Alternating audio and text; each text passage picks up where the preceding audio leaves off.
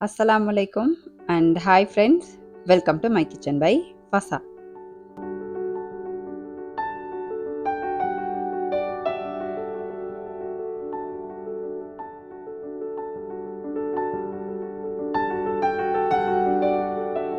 எந்த விதமான ரசாயனங்கள், கலரிங்ஸ் இல்லாம வீட்டிலேயே சுத்தமா தயார் செஞ்ச ஸ்ரீலங்கன் அனைத்து விதமான மசாலா பொருட்களோட நாங்க ஸ்பெஷலா செய்யற ஸ்ரீலங்கன் சத்து மாவு, பிரியாணி மசாலா, சுக்கு கோப்பி தூள், கொதிப்பால், மாசி சம்பல் உங்களோட வீட்டு வாசலுக்கு ஆர்டர் பண்ணி எடுக்கலும். டீட்டெயில் எல்லாமே டிஸ்கிரிப்ஷன்ல தந்திக்கிறேன், வேணுமெண்டா பார்த்து ஆர்டர் பண்ணிக்கோங்க.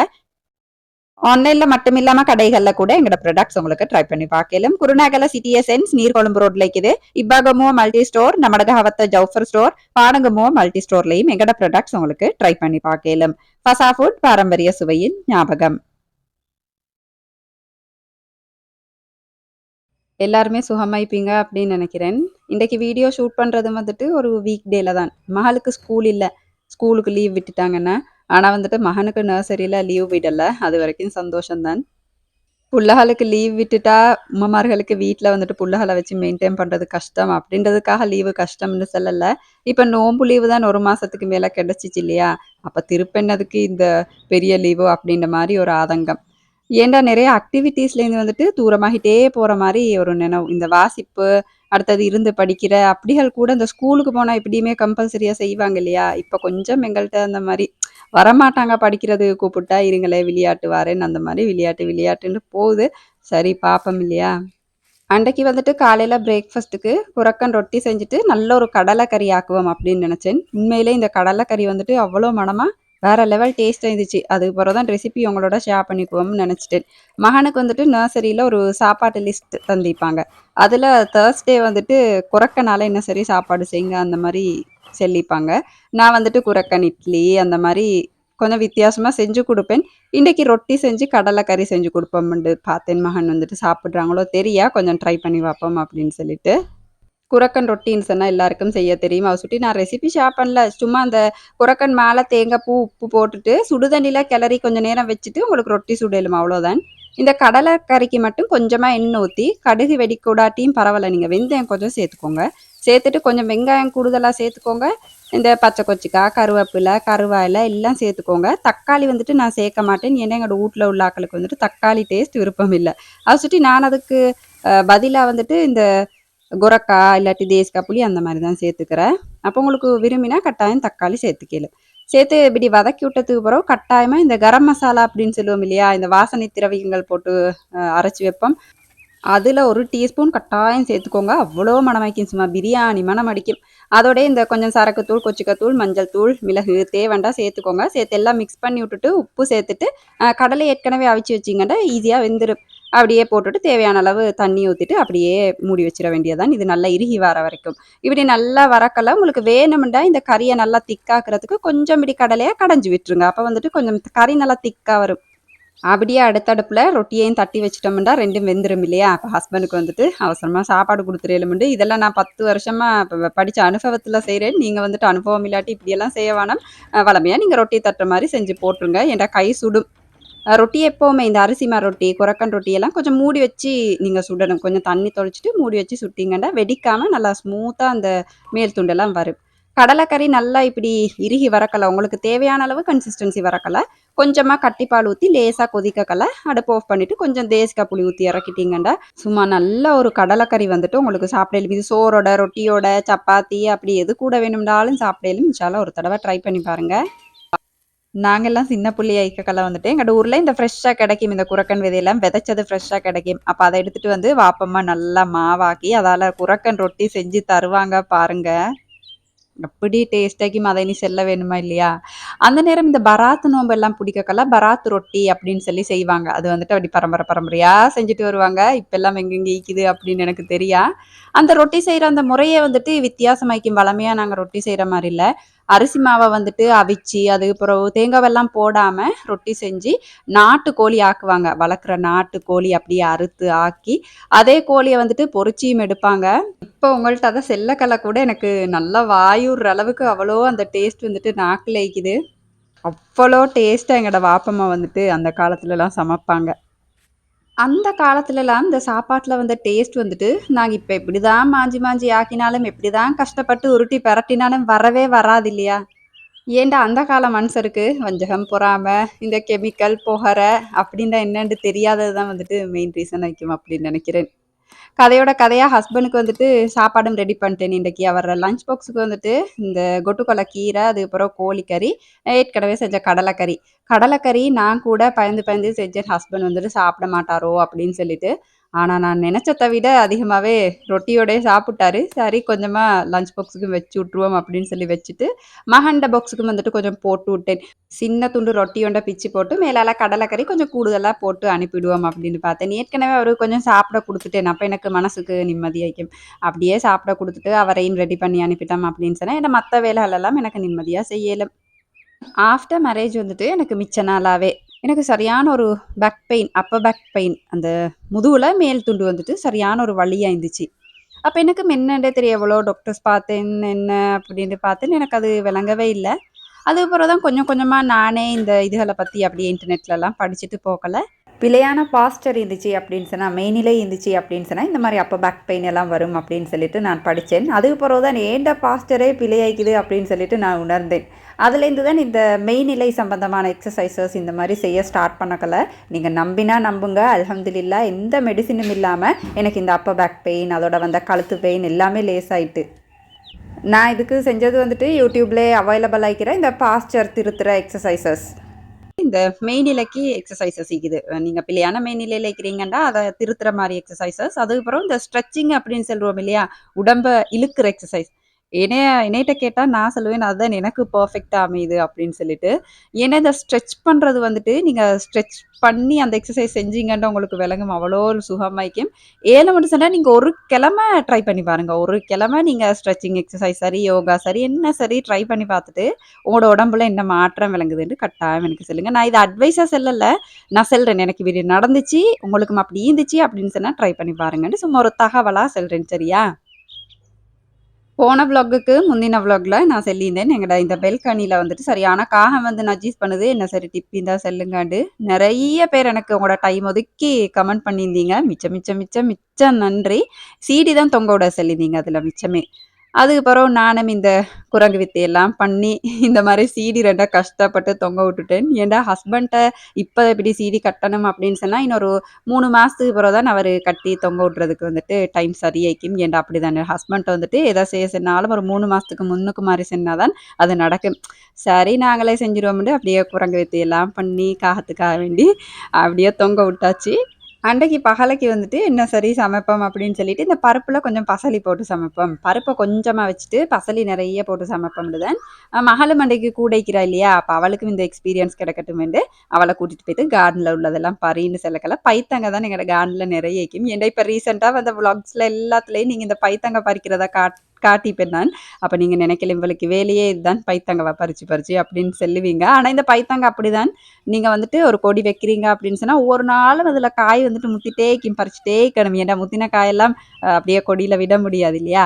அப்ப பைத்தங்கவெல்லாம் போட்டு முட்டை வதக்கிட்டு, பசலிக்கீரை போட்டு பருப்பாக்குவோம் அப்படின்னு ஒரு சிம்பிளான மெனு செய்வோம்னு தான் காய்கறிகள் எல்லாம் நானும் மகளும் சேர்ந்தே பறிச்சு எடுத்துட்டோம். பிஃபோர் மேரேஜ் டெடாவெல்லாம் மீக்கக்கல. நாங்க மரக்கறியெல்லாம் வந்துட்டு கடையில வாங்க மாட்டோம். ஏன்னா கலேவலன்றதே மரக்கறி விளையிற ஒரு இடம் தான். அப்ப அங்க கடையில வாங்க மாட்டோம். டெடா எங்களுக்கு தேவையான மரக்கறிய வந்துட்டு வயல்லே நாட்டிருவாங்க. அதுல முக்கியமா இந்த பைத்தங்கா, பீக்கங்கா, வெள்ளரிக்கா அந்த மாரி எல்லா ஐட்டமும் நாட்டுவாங்க. பைத்தங்காவ முக்கியமா இந்த வரம்புலயே நாட்டுருவாங்க. வரம்பு அப்படின்னு சொன்னா, இந்த வயல பிரிச்சு பிரிச்சு வச்சுப்பாங்க இல்லையா? அதுக்கு வரம்புன்னு சொல்லுவோம். அதிலயே நாட்டிருவாங்க. அதுக்கு எக்ஸ்ட்ராவா கம்பு கட்டி, அத விட்றதுக்கு இடம் வச்சு, அந்த மாரி பந்தல் கட்டி, அந்த மாரியெல்லாம் இல்ல. வரம்புலயே அது அப்படியே காய்ச்சு குலுங்கி போயிட்டேக்கும். அந்த ஆக்குற டைம் ஆகல உம்மா வந்துட்டு சொல்லுவாங்க, "இந்த இந்த மரக்கறி பிச்சுட்டு வாங்க" அப்படின்னு சொல்லிட்டு. அப்ப நான் டெடாவெல்லாம் போயிட்டு அப்படியே பிச்சுட்டு வருவோம். அதெல்லாம் நெனக்கக்கெல்லாம் அப்படியே ஸ்வீட் மெமரீஸ் மாரி அப்படியே இனிமையா பச்சை பசேலுண்டு அவ்வளோ ஒரு சந்தோஷமாய்க்கும் இப்ப நெனச்சா கூட. ஃப்ரிட்ஜ் வந்துட்டு டீப் கிளீன் பண்ணி கொஞ்ச நாள் ஆயிட்டு. புள்ளைகள் அடிக்கடி யூஸ் பண்றதாலயோ தெரியா, கொஞ்சம் அப்படியே நாசமாயிரும் அவசரமாவே. அப்ப அத கிளீன் பண்ணிருவோம் அப்டின்ட்டு எடுத்தேன். சாமானெல்லாம் எடுக்கக்கல என் ஃப்ரிட்ஜ பார்த்திருப்பீங்க. காட்டுற அளவுக்கு என் ஃப்ரிட்ஜ்ல எந்த சாமானுமே இல்ல. நீங்க பெருசா ஒண்ணுமே எதிர்பார்க்காதீங்க. பெரிய ஆர்கனைசேஷன் இக்கிம் இப்படி ஃப்ரிட்ஜ் ஆர்கனைஸ் பண்ற அந்த மாரியெல்லாம் சொல்லுவேனுண்டு. ஏன்டா எனக்கே தெரியும். நான் மிச்சம் ஃப்ரிட்ஜ் வந்து யூஸ் பண்ண மாட்டேன். கட்டாயமா தேவைப்படுது அப்படின்ற பட்சத்துல மட்டும் யூஸ் பண்ணிக்குவேன். மிஞ்ச கறிகள் என்ன சரி வைக்கிறதுக்கு, பால் வெப்பம், அதுக்கப்புறம் அந்த மாரி ஐட்டம். முட்டை சில டைம் வந்து வெப்பம். அந்த மாரிக்கு மட்டும் தான் யூஸ் பண்றேன். கடைசி விளாக் இல்ல. அதுக்கு முந்தின விளாக்ல வந்துட்டு, ஒருத்தர் 2 பேர் கேட்டிருந்தாங்க. "உங்களோட யூடியூப் ஜர்னி பத்தி சொல்லுங்க சிஸ்டர்" அப்படின்னு சொல்லிட்டு. உண்மையிலேயே அந்த கமெண்ட்ட வாசிச்சுட்டு எனக்கு அப்படியே சிரிப்பு வந்துச்சு. இந்த கதைய சொல்றதுக்கு நான் உங்கள எல்லாரையும் சுமார் 3 1/2 வருஷத்துக்கு முன்னுக்கு கூட்டிட்டு போறேன். ஏன்னா அப்பதான் நான் யூடியூப் ஸ்டார்ட் பண்ணியிருந்தேன். ஃபர்ஸ்ட்டா இந்த யூடியூப்லலாம் சமையல் இந்த மாரி ரெசிபீஸ் தானே பார்ப்பேன். அப்ப நான் வந்துட்டு இந்த மெட்ராஸ் சமையல், ஸ்டெஃபி சிஸ்டரோட சமையல்கள் தான் வந்துட்டு விருப்பமா பார்ப்பேன். அத பார்த்து எனக்கு அவ்வளோ ஒரு இன்ஸ்பைரேஷன். இந்த இவங்கள மாரி இருக்கணும்னு சொல்லிட்டு, ஸ்டெஃபி சிஸ் பார்த்தாலே அவ்வளோ இன்ஸ்பயர்ட் ஆகியிருந்தேன். அப்ப வந்துட்டு இவங்கள மாரியே ஒரு யூடியூப் சேனல் செஞ்சா நல்லா இருக்குமென்னா அப்படின்னு சொல்லிட்டு ஒரு யோசனை வந்துட்டு. அப்படி யோசனை வந்ததுக்கு வேலைல்ல, எனக்கு யூடியூப் பத்தி எதுவுமே தெரியா. அடுத்தது வந்துட்டு எப்படி எடிட் பண்ற? எப்படி வீடியோ எடுக்குற? உண்ட பத்தியுமே ஒண்டுமே தெரியாது. அதுக்கப்புறம் யூடியூப்ல சர்ச் பண்ணி பண்ணி பார்த்தேன். எப்படி யூடியூப்ல என்ன? எப்படி செய்ற? அந்த மாரி சர்ச் பண்ணக்கல தான் எனக்கு யூடியூப்ல கூட வருமானம் உழைக்கலும் அப்படின்னு கூட ஒரு இன்ஃபர்மேஷன் தெரிஞ்சுச்சு. அப்ப மகனும் வந்துட்டு சின்ன புள்ள 1 வருஷம் அந்த மாரிக்கும். அப்போ ஒரு சந்தர்ப்பம் கிடைச்சுச்சு ஊருக்கு போறதுக்கு. அப்ப கையோட லேப்டாப் ஒண்ணு இருந்துச்சு. ஹஸ்பண்ட பழைய லேப்டாப் உண்டு. அதையும் தூக்கிட்டே போயிட்டு, நான் அங்க போயிட்டு தங்கச்சியோடலாம் கதைச்சு பேசிட்டு, இந்த யூடியூப் வந்துட்டு கட்டாயமா செய்யணும் அப்படின்னு சொல்லிட்டு தூக்கிட்டே போயிட்டேன். அங்க போயிட்டு எல்லா விஷயத்தையும் உம்மாட்ட, தங்கச்சிட்டலாம் சொல்லக்கல்ல. நான் கூட அங்க போயிட்டு சும்மா தான் நீந்திப்பேன். ஆனா அந்த டைம்ல என் உம்மா வந்துட்டு இத செய்றதுக்கு அவ்வளோ ஆர்வம் காட்டிலாட்டி. அவ்வளோ ஒரு சப்போர்ட் பண்ணி, "நீ இத கட்டாயம் செய். புள்ளைய நான் பார்த்துக்கிறேன். நீ எங்க சரி போயிட்டு கேட்டுட்டு வந்து சரி எப்படியாவது செய்" அப்படின்னு சொல்லிட்டு அவ்வளோ ஒரு என்ன சொல்ற ஒரு சப்போர்ட்டா இருந்தாங்க. இப்ப கூட நான் பெரிய ஒரு சக்சஸ்ஃபுல்லான யூடியூபர்ன்னு சொல்லல. இருந்தாலும் இந்த அளவுக்கு இவ்வளோ வருஷம் ஒரு கன்சிஸ்டன்ட்டா ஒரு சேனல ரன் பண்ணிட்டு வாரேன் அப்படின்னு சொன்னா, இதுக்கு ஸ்டார்ட்டிங் வந்து என் உம்மோட அந்த வார்த்தை இல்லாட்டி நான் வந்திருக்க மாட்டேன். அந்த வகையில உம்மாக்கு வந்துட்டு அவ்வளோ இப்ப கூட சொல்லுவேன், "உம்மா ஒரு வார்த்தை அப்படி சொல்லிலேன்டா நான் சேனல் தொடங்கியிருக்க மாட்டேன்." இவ்வளோ தூரத்துக்கு ஒரு கான்ஃபிடென்ட் எனக்கு வந்திருக்காது இல்லையா? அப்ப உம்மா சொன்ன அந்த வார்த்தைய கேட்டு, நானும் பழைய லேப்டாப்ப தூக்கிட்டு, அப்படியே நானும் தங்கச்சியும் இன்னைக்கு மாரி நினைவிக்குது. கலேவல டவுன்ல எடிட்டிங் பத்தி கேட்கறதுக்கு வந்துட்டு ஸ்டூடியோ, அதுக்கப்புறம் இந்த கம்ப்யூட்டர் செய்ற கடை, இதுகளுக்கெல்லாம் போயிட்டு கேட்டது இப்ப மாரி நினைவு. அதெல்லாம் நினைச்சு எனக்கு சிரிப்பு வந்துச்சு. ஏன்டா தங்கச்சியும் இப்ப சின்ன புள்ளனா, அப்ப டவுன் வழி அப்படி எத்தனையோ இடத்துக்கு போனோம். எப்படி எடிட்டிங் பண்ற? எப்படி எதுல எடிட் பண்ற? அப்படின்னுலாம் கேட்கறதுக்கு. அப்ப நான் எடுத்த வீடியோவ இப்ப கூட எனக்கு பார்த்தா அவ்வளோ சிரிப்பு வர அளவுக்கு பிரைவேட் போட்டு வைக்கிற அளவுக்கு எனக்கு அது பார்க்கக்கல அவ்வளோ இதாயிக்கும். அத சுட்டி பிரைவேட் போட்டு வச்சுட்டேன். சரி அதுலேருந்து கொஞ்சம் கொஞ்சமா படிச்சுட்டு ஏதோ இந்த அளவுக்கு சாதாரணமா ஈக்கிறேன். நான் இப்பவும் பெருசா வளர்ந்துட்டேன்னு உங்கள்ட்ட சொல்லல. இப்ப வரைக்கும் படிச்சுட்டு இருக்கிறேன். அந்த ஃப்ளாஷ்பேக் நினைவு வரவும் தான் சிரிப்பு வந்துச்சு அப்படின்னு சொன்னேன். அவளோ திரிஞ்சதுக்கு யூடியூப்லயே பார்த்து எடிட்டிங்க படிச்சு கேளுமண்ட மூளை வரல பாருங்க அந்த டைம்ல. என்னைய உட்டா நான் சும்மா வள வள வளன்னு கதைச்சிட்டே இருப்பேன். என் சுபாவம் அப்படித்தான். சில பேர் என்ட்ட கேட்டிருந்தாங்க, "இந்த தயிர் எப்படி செய்ற?" அப்படின்னு சொல்லிட்டு. நான் வீட்லயே தயிர் செய்றத பார்த்து, நான் ஏற்கனவே 2 தடவ ரெசிபி ஷேர் பண்ணிக்கிறேன். இருந்தாலும் மேலோட்டமா சொல்லிர்றேன். அதுக்கு முன்னுக்கு வந்துட்டு இந்த ஆட்டம் ஆயிக்குது இல்லையா? இந்த வித அரைச்சு இப்படிதான் செய்ற அப்படின்னு சொல்லிட்டு போன வ்ளாக்ல இந்த செய்முறை சொல்லியிருந்தேன் இல்லையா? ஆட்டமா எடுக்கிறது. அப்ப நல்லா தெரிஞ்ச 2 பேர் மட்டும் எனக்கு சொல்லியிருந்தாங்க. இந்த ஆட்டா வித அரைக்கக்கல கொஞ்சம் வெள்ள கொண்ட கடலை சேர்த்து அரைச்சிங்கன்னு சொன்னா, வந்துட்டு நல்லா சாஃப்ட்டா வரும் அப்படின்னு சொல்லிட்டு. அதுக்கப்புறம் உடனே வந்துட்டு அந்த கழுவி வச்ச விதையையும் நல்லா சூடு பண்ணிட்டு, அப்படியே கொஞ்சம் கொண்ட கடலையும் கழுவி காய போட்டிருந்தேன். அவங்க அளவு சொன்னாங்க, 1 கிலோ விதைக்கு வந்துட்டு 100 கிராம் போட்டீங்க அப்படின்னு சொன்னா சரியா வரும்னு சொல்லிட்டு.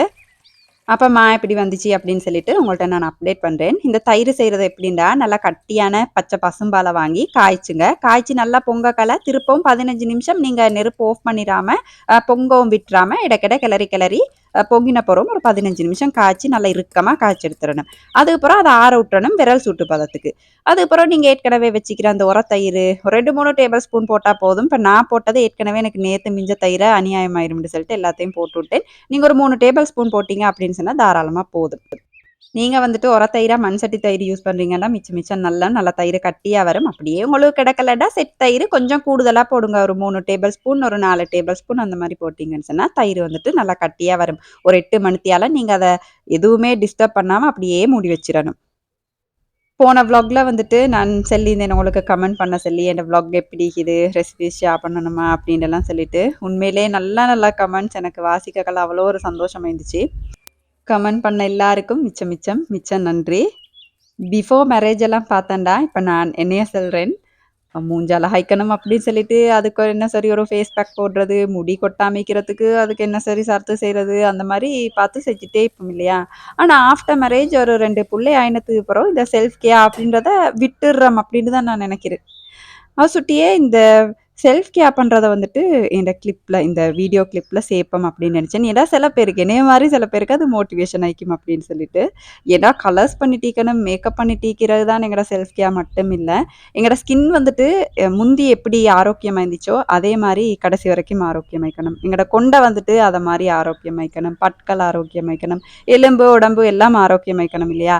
அதுதான் உண்மையான அழகு. நாங்க ஐஸ்வர்யா ராய் மாரி ஃபீச்சர் செஞ்சா தான் அழகுன்னு இல்ல. ஆரோக்கியமா, இப்படி நல்லா ஆரோக்கியமா எங்கட உடம்புல எல்லா பகுதியும் மிக்குது அப்படின்னு சொன்னாலே, நாங்க வந்துட்டு அவ்வளோ அழகு இல்லையா? அது சுட்டி இந்த ஸ்கின் கேர் ஆயிக்குது இல்லையா? இது வந்துட்டு உங்களுக்கு சிம்பிளா உங்களோட வீட்ல உள்ள சாமான்கள் வச்சே உங்களுக்கு செஞ்சுக்கலாம். ஆரோக்கியமா ஸ்கின்ன மெயின்டெயின் பண்றதுக்கு.